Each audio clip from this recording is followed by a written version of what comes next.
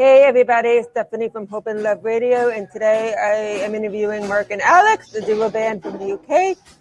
So, hey guys, so tell us about yourself, about your music. Well, I mean, where's to start? What do you tell us, everybody, about your story, about your music? Well, I met Mark in 2006. We used to play in a sort of punk grunge style band, and it went on for about 15 years. And we always had acoustic, sort of stylings as well.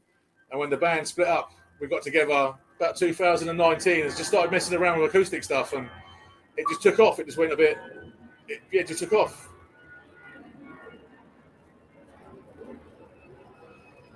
What genre of music and what musicians have influenced you?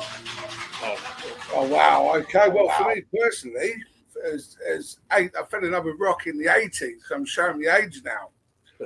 So my cousin introduced me to Guns N' Roses and Iron Maiden and a Welsh band called The Alarm, and the 90s broke in Nirvana, Pearl Jam, Soundgarden, Mother Love Bone, all those guys. Whereas I grew up with Irish family, and it was more folk and Irish music and country music and a lot of the blues for myself as well. But I grew up very country and very sort of folk. I was lucky. I was raised by a single mum who just played Elvis Presley and Tom Jones on a weekend.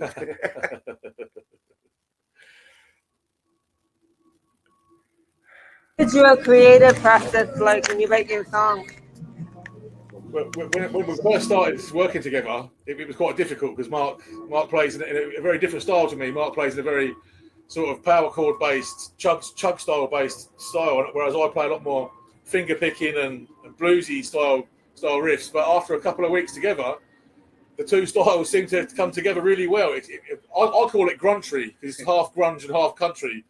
But it just seems to mesh really well all of a sudden. I mean, the weirdest thing was from the very first rehearsal we had on acoustic. Bearing in mind we're from a punk background and punk band, the timing's been there from the start. No matter whatever we've done, we've had perfect timing.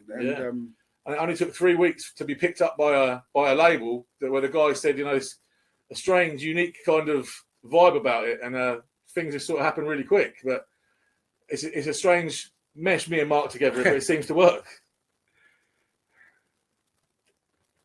You guys like to play anything? Sorry, Stephanie? Would you want to play one of your songs for everybody? Yeah, we can do. Yeah. Yeah, go ahead. I would love to hear it. What do you want to play?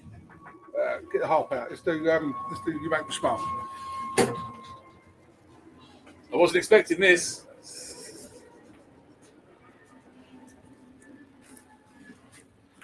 Mark wrote this. This was one of the 5 songs Mark wrote for our first EP, which was quite a difference to what we originally played together. I mean, there was a harmonica on Mark's table. I had never played harmonica in my life, and I picked it up in the first jam, and suddenly, 3 years later, I play harmonica.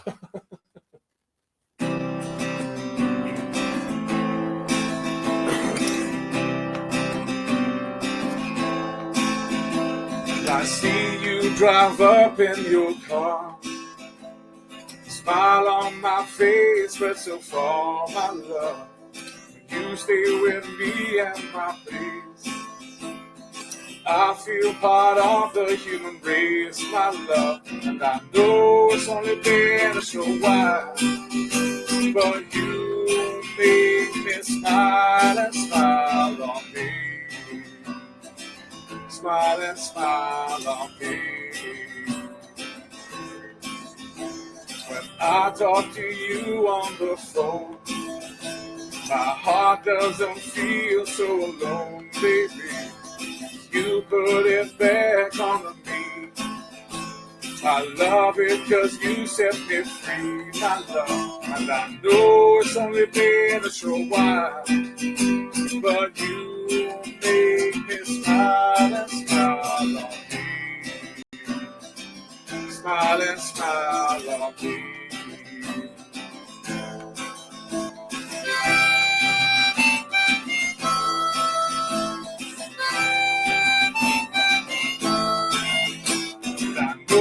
It's only been a short while, but you made smile and smile on me. Smile and smile on me. When I feel your warm embrace, my heart feels like it's won the race, baby. Look in your eyes, it's your love. And I'm sure you've been sent from above to guide me. I know it's only been a short while, but you make me smile and smile on me. Smile and smile on me.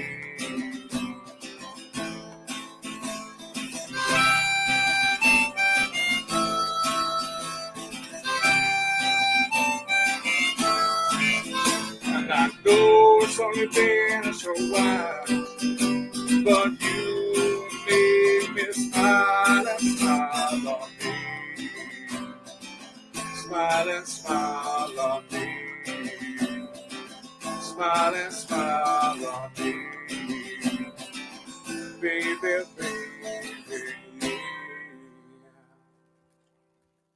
We weren't expecting that, Stephanie, I'll tell you. I love that. That was awesome. That was awesome. Very cool. Do you like Thank it, you. yeah? So, what challenges have you guys faced as a band with your songwriting? COVID was a big one. Because we've just been signed by the record label. We got signed in 2019, and then literally we got a year's contract, and literally a month later, bang, pandemic, lockdown, and we spent our year signed to a label in lockdown and barely managed to record anything. I mean, we were contracted to record a record, and we had to do it so quickly, and so it was crazy. But yeah, COVID has been a massive effect on us. Big time. What do you wish you had known when you were first starting out a couple of years ago? The way that you have not to take it too seriously, not to worry so much, because you know when you're playing for people, as long as you're playing well, as long as you're playing from your heart, then they'll always appreciate it. But you know, sometimes you panic. You can't help but panic, and it can ruin it. Yeah, just to accept it for what it is. Have fun and enjoy it. Yeah. Because Good advice, thank you. And what has been your biggest accomplishment so far as a group? We get played all over the world by radio stations, unsigned radio stations, and other platforms. And just to see that, you know, we're not making money from it, a lot of money from it, but just to see that our music's out there around the world, and we get lovely messages from people from Iceland to New Zealand to Japan, and that's the best thing. This week we've been played in America, UK, Canada, and Poland. We regularly get played in the Philippines. I don't understand why we're gathering a following in the Philippines. Cool. And would you guys like to play another song? Okay, I'm full. Yeah. Give everybody a chance to hear your music. Yeah. Oh, Steph, you're killing us. Luckily, we were just jamming. It's been lovely and warm today, so we're having a few beers and just jamming. So, again, Mark wrote this one again. This is one of my favourite songs in the whole world. I think this is the best song Mark's ever written. I think it's beautiful. I've just got to remember how to play it.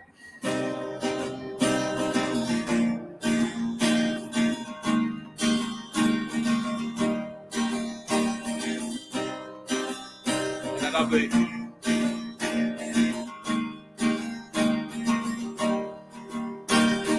When I was young, I was such a fool. I believed every word they say.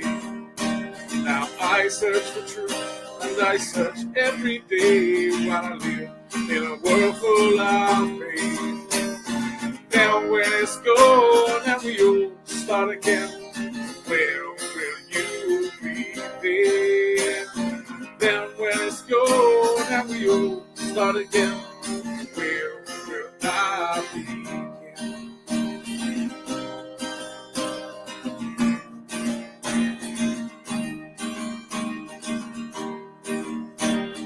I want to smile, I want to brighten my time. I want to smile, not complain. But we're driven back out of the light. Now it's time to shine once again. Then when it's gone and we all start again, where will you be then? Then when it's gone and we all start again, where will I be then?